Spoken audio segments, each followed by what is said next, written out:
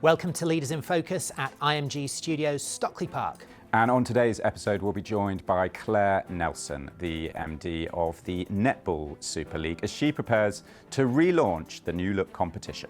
She'll be telling us about the tough conversations that come with full-scale change. It was awful, honestly. I just kept thinking of little girls or fans being told your club's going, but we have to do the right thing for the future of the sport. How to stick to your guns as a leader on a mission. I've always been that person that will challenge when it's not right and it's not good, and that's my mission. It's why I'm sitting here today.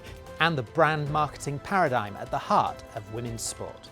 For me, it has always been an absolute no-brainer that women are a powerful commercial audience. I'm like, why are people not getting with the programme here? This is Leaders in Focus.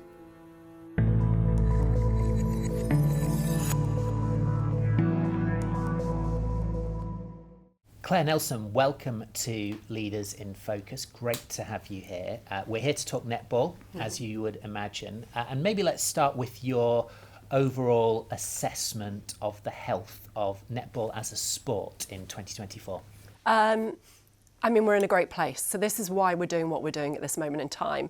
And there's loads to celebrate and to shout about with netball. And actually, I don't think we probably do a good enough job, because when you sit and talk about the scale of netball, people seem quite surprised by it. But we are the first choice sport, team sport for women. We're the third biggest team sport overall, behind men's and women's football combined, men's and women's cricket combined, and then there's netball.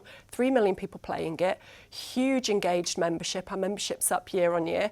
Hugely successful international team, the Roses. They made the grand final of the World Cup last year, just narrowly missing out, but it was a record-breaking moment for us. More eyes on us than ever before, more people playing it.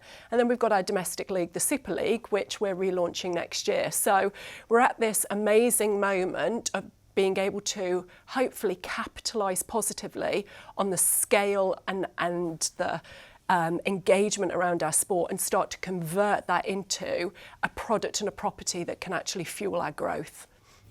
Netball Super League 2.0 is something that we've seen in a number of headlines.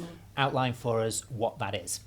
Okay, well, we're relaunching. So everybody knows that this is the time to move forward with women's sport. And so we have been on this journey for a while. It feels like it's all been very quick. We announced in October that we were going to open tender.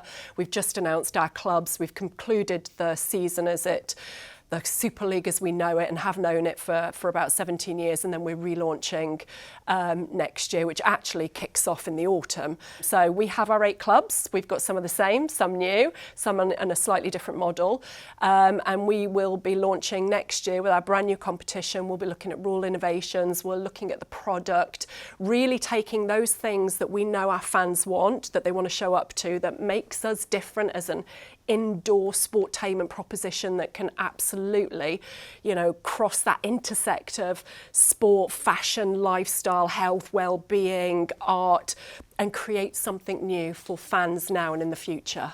With the relaunch for next season, I mean, you're going through the process now. What are you most excited about, and what are you most nervous about? Nervous about everything, because Same. It's like you get one shot, really. We get one shot, and we've talked about this being our moment, and we're very specific on that, because actually we all would have loved more time, but with broadcast deals, commercial deals, the rise of women's sport, other competitors in the market, just financially trying to continue doing what we've always done, now is our moment. So we're trying to be transformational, yet sustainable, get ready to relaunch and build something that is built to last and that can also evolve and go on this journey. So all of that is a lot of pressure, but it's good pressure. We're in a privileged position to be able to actually have a blank canvas that enables us to re-engineer and design our sport. Not many sports can do that. Women's sport will get investment, they'll try new things, but it's still versions of a traditional proposition, whereas we're looking at doing something really new, and that's what excites me. And I guess feeding into that is this tender process that you talked about. Talk us through a little bit about what were you tendering, what was challenging about it, and what are the outcomes? Well, look, we knew that when we talk about the league, the league is clubs. So we have established a new co, we're a subsidiary of England Netball, we can have new partnerships, great, data-driven strategies around marcoms, we can deliver central events, but ultimately the league is clubs. So in order for us to be able to deliver these step changes that our sport needs, which isn't just the product, it's paying our players better, it's going on a journey of growth, it's driving incremental improvements season on season, and also being agile enough to be able to evolve with changing trends in how people want to consume sport and what comes. We knew that we needed the right infrastructure to underpin all of that. The foundations of our league is really critical, again, particularly because we do not have a central federation that is able to write the checks to drive this. This is not funded centrally by huge amounts of money. We don't have the broadcast or the sponsorship deals at the moment that enable us to go, listen, these are all our ideas, we're going to pay for it. So in order for us to make sure that we are able to go on this journey, we had to go through a tender process that invited our existing clubs to consider their position. We couldn't just do what we were doing. So that tender process is, as much as it's been challenging and people have wanted answers, and we've had to go through the very difficult, painful public process of announcing clubs that are exiting. We've bought new clubs in, and as I said, some have remodelled. We've got new investors in, but all of this, we've had to go through it so that we know we've got the infrastructure. We would be doing our sport and our people a disservice if we didn't go through this and have a robust process that enabled us to say, okay, we've now got the foundations that are going to enable us to make the step changes that we need that will unlock the sport. There's a few similarities there between what you've been doing and the process you're going through at Netball Super League and some of the other key women's sports in the UK, cricket, rugby, football. Obviously, there's been a similar restructuring process going on, and you've talked about a 10-year path towards professionalisation. What does it look like in the ideal world in 10 years' time? Yeah, and to just, start at the beginning of that, we've absolutely looked at what's happening in women's sport, and that we have a wonderful community where, we speak to Belinda and Beth, and, we look at what they've been through with their sports to take learnings. What's different with netball is that, again, we are not, because we're not a female version of a men's sport, there isn't an existing infrastructure. We're not asset owning. We don't have our own, courts or pitches or training venues or anything like that. So whilst we could take a lot of learnings from that, we're also doing a lot of this ourselves, which is great. I always say it's great being pioneering until you're the first one out there, and then you're having to just feel as you go. We talk about a 10-year roadmap. For me, actually, when we have broken down our business model from year 6 onwards, if we get there, and I'd like to get there quicker, but we should be playing all of our games in arenas and major venues. We should be paying our athletes as full-time athletes in great programmes. And really, it's about the power of the brand. It's when netball sits as a product and proposition that we're able to command the commercial value that we need to reinvest back into our sport, and that will come from fan power. Fan power drives those commercials, so that's why getting the product right and building that is absolutely our strategy to unlocking the future. But I want netball to be more. I'm not building a tournament here for a competition for 3-4 months of the year. We want to build something that is emotionally connecting to fans. But we talk about being unapologetically female, and no one knows the female fan or audience better than we do. And what we want to do is build this really emotive proposition that people engage with, that has power to influence and change and inspire. Because sport, we all know that sport has the power to change. We need to fix the system. And I believe netball can be at the forefront of doing that on a far bigger political, socio-economic level. As those plans come to fruition, what do you see as the biggest bucket of revenue? Is it going to be media rights? Is it going to be sponsorship? Yeah. Is it going to be something else? Media rights, sponsorship and ticket sales are where our revenues at the moment in our model are coming from. We turned down investment a few years ago, which a number of sports did, and I think that's, the amount of times I'm like, wish we had that investment, because it would make life easier.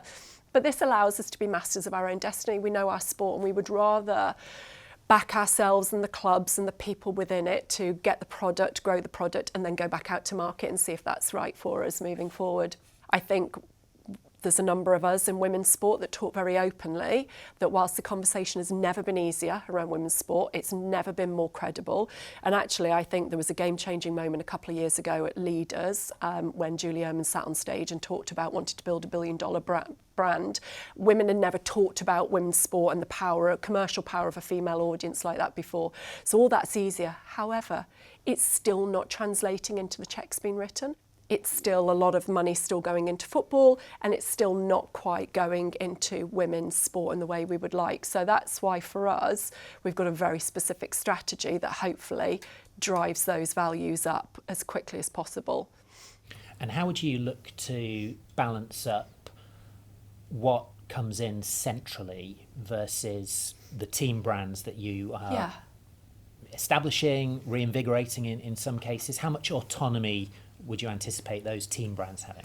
We command the broadcast rights and this kind of central league rights. We want to make sure that we've got as big a value as possible centrally, but equally I'm here to support the clubs to help them unlock their own big revenue streams, because these are there's only 8 clubs here. These are powerhouses. When you look at the scale, again, going back to the scale of netball and how safe our sport is and how many amazing programs that we have across the community, why would you not want to invest locally and to support your club? So sponsorship is a huge part of our model moving forward.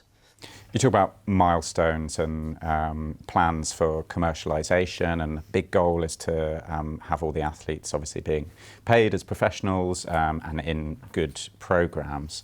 Do you have a specific kind of target for, at a certain point, I want the average Netball Super League player to be earning X amount a year? Yes, we do. The big thing that I wanted to do from year one was have fairer remuneration, because we looked at, I think we've got 150 players in the league at the moment, and athletes, female athletes, but also just amateur athletes at the moment, you're making a decision probably more on where's my family, where's my friends, where do I have other jobs? So your motives for signing for a club are different. And when we've got salary caps and collars, you then look at that. So I was looking across these clubs and I was like, you've got people doing the same job, the same calibre, getting paid differently. It then came down to which clubs got more money, so then the bench stacking. Then you've got people that are really credible kind of sitting on the bench because they want to be part of that club. What that also drove is a disparity in the on-court performance. So we've got kind of 4 or 5 clubs that are really good and can challenge one another, but then you've got this other half of the table. When you've got blowout matches, people then stop watching and stop engaging. What we've done by reducing the number of clubs, reducing the squad sizes, and then putting in a far fairer and more transparent salary model, it means we've raised the collar, we have almost doubled the lowest payment, but we've created the most competitive signing marketplace ever. But what we're hoping is that we've now got closer teams playing each other week in, week out, because that's what we need. We need that uncertainty of outcome, and we need true competition, but players are now getting paid better and more fairly for the job that they're doing. That's where we're starting. This relaunch process and going into kind of Netball Super League 2.0, what learnings are you going to use from, that have led you to this understanding of having to be emotive? What are you going to be doing that's different? Well, there's a couple of things. One, we've been data-driven and insight-driven around what the model looks like.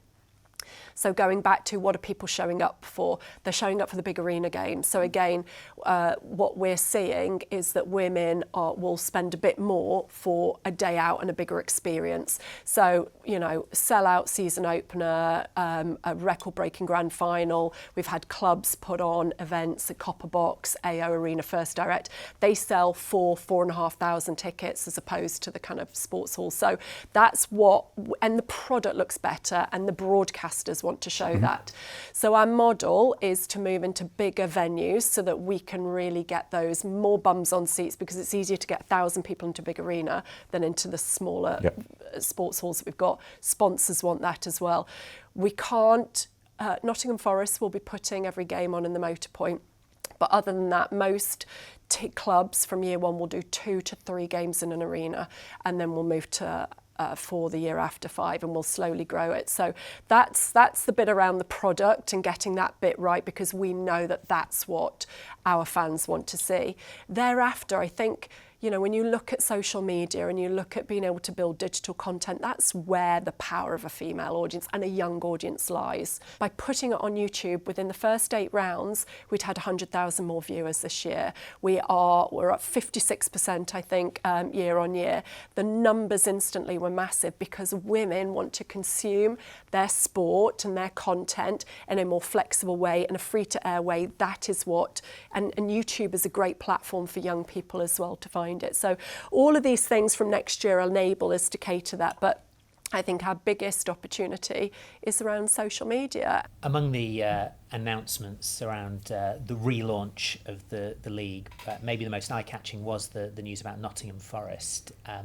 What does it do for the league, do you think, to have a Premier League football club brand involved as a team owner?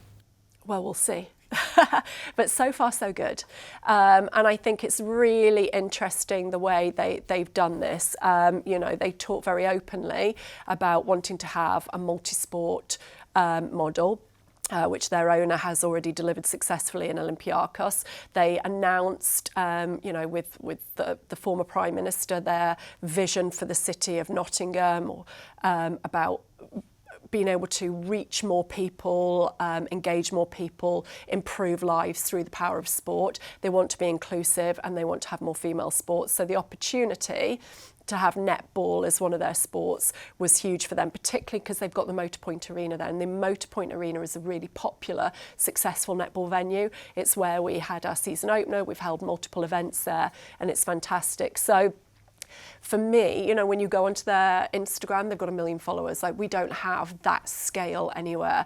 I think to have those eyeballs, those new fans, diverse fans, will be really interesting for us. It will be interesting to see if actually the Nottingham Forest brand is so strong that actually it translates into we support the club, whatever sport they're doing. Already, I've spoken to a number of people, women, who've said, my husband and son wants to come to the netball now because of, you know, Forest getting involved. So I think we'll teach them netball. I think they'll teach us professional sport. They've got a huge infrastructure that sits underneath them. That insight, learning, intelligence can only be good as we're going on this journey for the first time. We've got some great rivalries because they're on the doorstep of our current back-to-back league champions, Loughborough Lightning, who are in the league next year. But I'm just looking at, you know, we want to grow the power of our sport, and there is no bigger platform at the moment than Premiership football. Conversely, as you touched on, you had to take some difficult decisions during the tender process and break some difficult news to organisations, to passionate fan bases. As a leader, as somebody who's fronting these decisions, what was your approach to that, and how did you find that tough process? It was awful, honestly. And I thought about it a lot in the run-up to doing it. I've always said I will front any and speak to any of our decisions as long as I back them and they're right. So the process that we went through the tender was very robust. Now, some of these clubs withdrew themselves from the process. So I think what surprised me was maybe some of the responses that thought we'd just sat in a room and kicked people out. And actually it wasn't that. And I think I probably, we'd been so behind closed doors, everyone's under NDA, you're going through this process. We hadn't talked about it enough that when the news dropped, that the kind of shock and awe of it all, people responded in ways that were very emotive. You know, one of the clubs that exited was the club that I launched, and I won an award at Leaders Under 40 because of the work that I did with Sirens. I am in this role because of the work that I did there, and it was really difficult. I just kept thinking of little girls or fans being told your club's going, but we have to do the right thing for the future of the sport and the long term of the sport. And so with all the wonderful news of also celebrating those clubs who've been successful for the process, we also had to make sure that we sensitively recognise those that won't be coming on this journey with us. And I think we weren't surprised. We knew that there was going to be a lot of emotion attached to it, but I think just the heat of some of that emotion and how people then want to point a finger and you become that person responsible for this, that was a lot, and it was relentless. But we have to front that, and we have to be sensitive to this is why we're growing this, because sport means things to people. People care about it. That is what sport is. Sport is emotion. Win, lose or draw. You love your team. You love your club. There are people that give up so much, particularly in our sport at the moment, that do it because they love it. They're not getting paid. And so you get it. And I guess if people hadn't reacted like that, then, we wouldn't. It would say more about, the kind of relationship that people have with their clubs. So what it has done is made us more determined to get this right, because we owe it to everybody to make sure that we build a better, stronger future for netball. I think it was in 2016, and it was one of the first sessions that I moderated at Leaders, and it was in what we were doing back then in terms of a diversity programme. It was sort of at the end of the main Leaders Summit, and you asked a question. It wasn't really a question, it was like this absolutely vicious statement. It was amazing, but I mean, you took down whatever the person who was speaking was saying, and I didn't know what to do. I hope I didn't come across as vicious, but I know that I got a was amazing. lot of support from the women. You got a huge applause. I made my name at that, but I've always been that person that will challenge when it's not right and it's not good, and that's my mission. It's why I'm sitting here today, and it's always been who I am, and it has got me into trouble, mainly at school. But I remember that moment, and it was pretty defining, because there was great people on the stage, but there was this person who worked for a magazine, and she just didn't get it. She was almost saying, why would you put women's sport? All the things that we hear all day, every day. And I think, I challenged back. But what it did do was all these women that were in the room were like, yes, you spoke for us. Yeah. And this is where we're at. This is why I'm doing what I'm doing now, because it's really difficult. I could be doing other things that would be a lot easier, but I always have if not me now, then who, where, when. Yeah. I always challenge women, even if your voice shakes, use it. Because if we don't speak up and challenge what's not acceptable, then the unacceptable remains. And you've seen that growth to the point now that I think it's phenomenal. And I think Leaders is an amazing platform. And it doesn't feel like a separate conversation. It feels like the conversation of sport now, and women's sports in there is this fantastic, amazing new kind of part of the market which is rapidly growing. But I took my role in netball. I was a senior VP in a global tech company, doing very well for myself, about to get equity from investment, and I turned that down because I just knew I could come and do a job that needed to be done in women's sport, and that I understood the business of women's sport, the commercial opportunities around women's sport. And so ever since then, I have used my voice and my platform where I can to just challenge people's thinking and perception, but equally to sit behind it and roll my sleeves up and do the work to make sure that I'm part of that change as well, not just calling it out, but being part of that change. So I think at that point in 2016, you were a year into the job as CEO of Netball Scotland. Yes.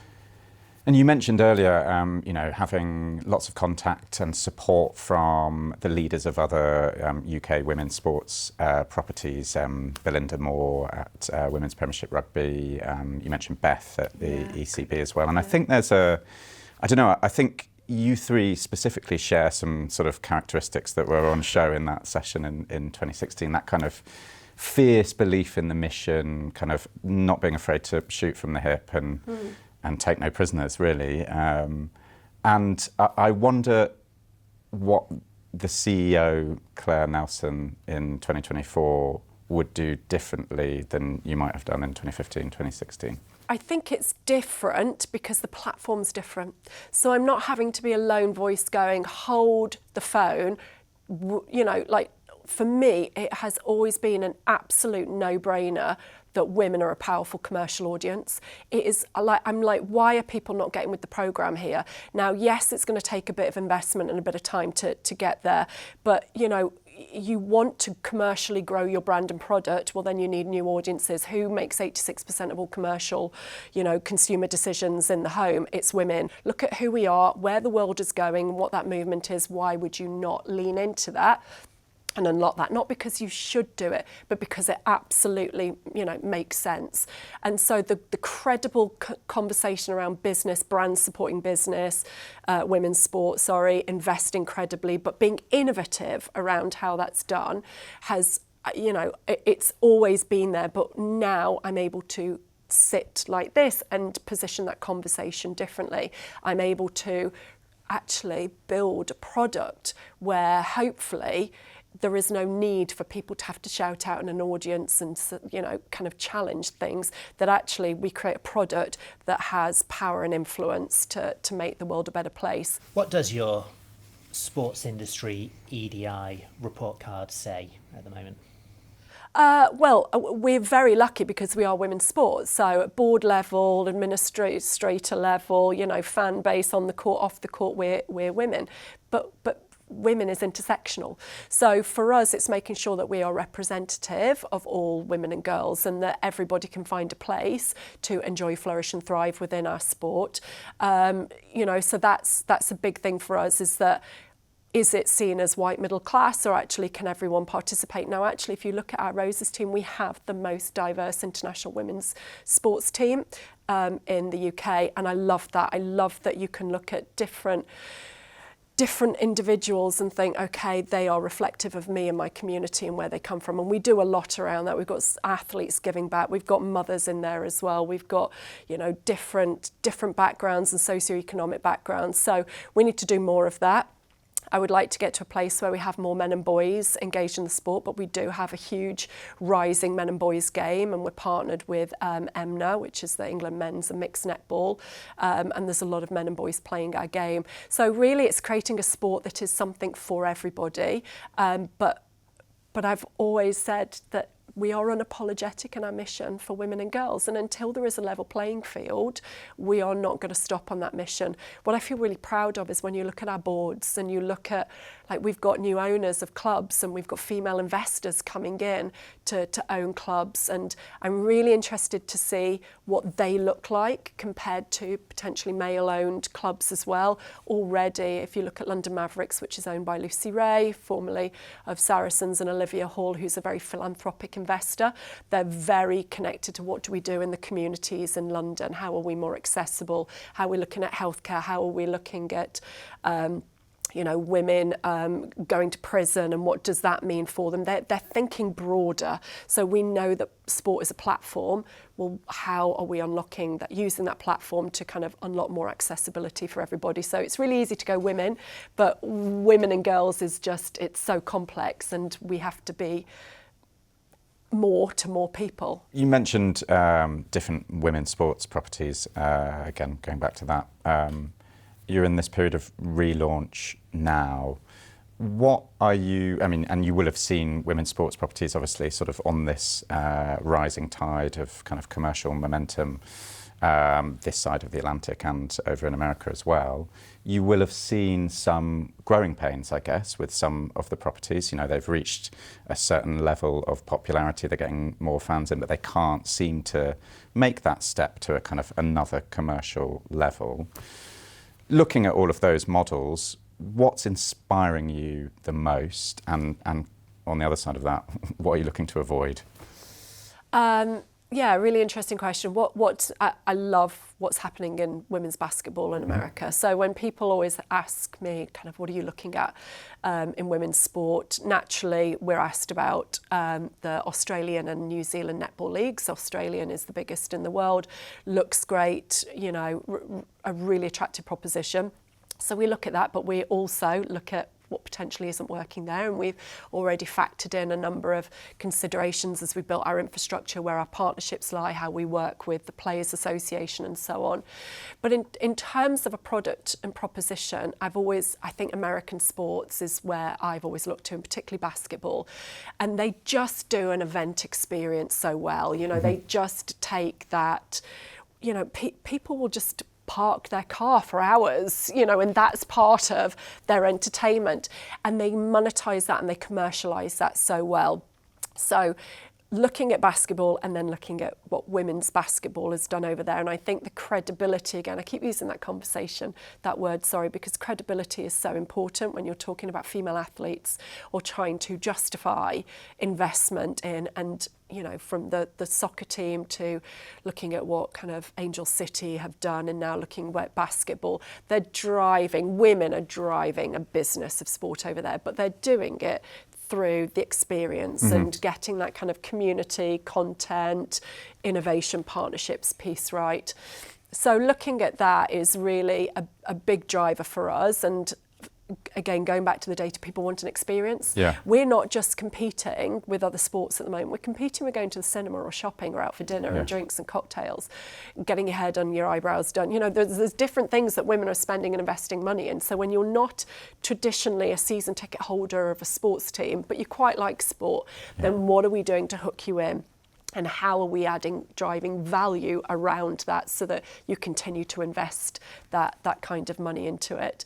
But I guess to all of that, to get that shiny product, to give the wow factor that drives people to want to spend their money, that takes investment. And as I said, we need the sponsorship and the broadcast revenues to catch up to that. So it's chicken and egg, and it's kind of transformational yet sustainable. You're in this perfect storm of challenge and opportunity, which is why what we do is all tactical at this moment. It's really, really critical, but creating experiences has to be the top of our agenda. So how would you like, in an ideal world, a new fan of Netball Super League or of a Netball Super League team to go and have this new experience at a game and then go away and tell someone who's never been what their experience was?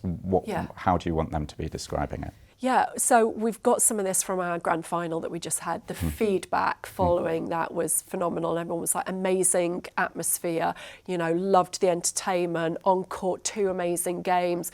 Off court, they were getting full-size samples of collection cosmetics. There was come and try. There was music. There was entertainment. So the feedback, those kind of those sound bites were very much like great atmosphere, very empowering, felt empowered, felt safe. Felt really positive. We are creating things where as a woman you can go in and no one's telling you to be quiet, don't be emotional. You can shout, you can scream, you can dance, you can be up, you can down. And you're doing that in an environment that has got great on-court sporting action, interactive screens, games, and you think, wow, that was amazing. I'm going to go to that every single year and I'm going to tell people about it. Obviously, there's a lot of onus there on the brands to be creative, distinctive, compelling, and in some cases to be maybe a little bit edgy.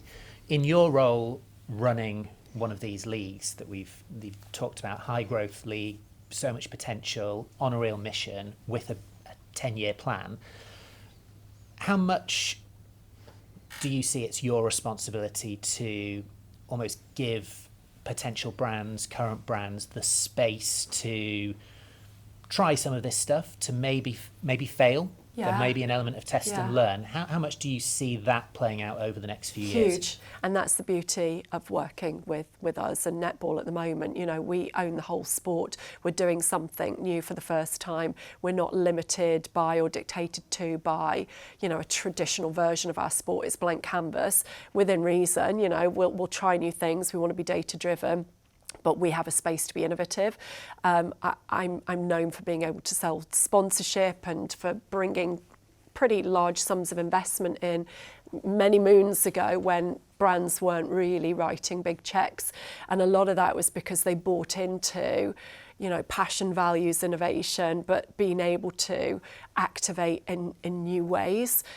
And that's what our sport in particular gives you. So I am that person that sits and says, think differently, bring a new idea. I don't want to do things for the sake of it, but I definitely want to try new things. And I think that's what's exciting. Like if we don't try new stuff and we don't go out there and test new models and activation, then we don't know what works.